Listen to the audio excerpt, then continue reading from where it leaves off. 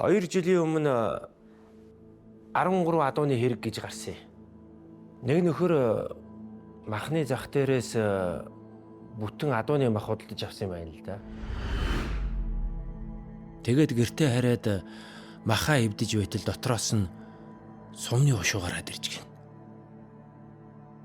Тэгэхэр нь сэжиглээд цагдаад мэдэгдэж.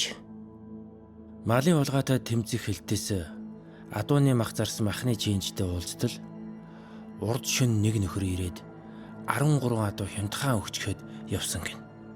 Яг тэр үед хөрмөн суманд 13 адууг хулгаалаад гуу жалганд буулж унгаагаад бой хийсэн байж л дээ.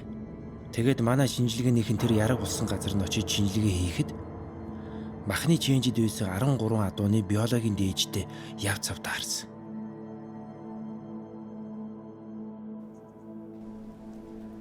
Бас нэг хонгоо. Энэ малын хулгайч нар чинь бүр гаарч. Одоо бүр халуун хушууд мал руугаа буу шагаагаад л. Харин Бүх хонгонод нэг буугаар буудагдчих. Энэ бууны гол төмрийн бянтны мөр 13 адуу унгаасан бянтны мөр. Энэ мөр миний тархинд бараг л хоног шиж. Энд тэгээ хонгойд буутаа тохирч байна.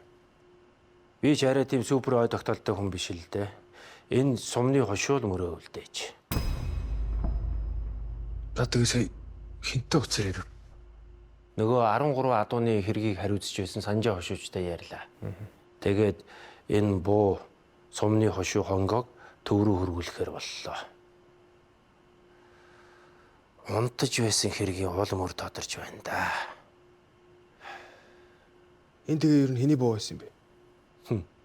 Чиний санаанд орохчгүй байх. Бид гурыг хамгийн эхлээд хурааж авсан Перлегон буу. Ямар сони юм бэ? Хэлээд өг. Шинжээч улаан ангид кино.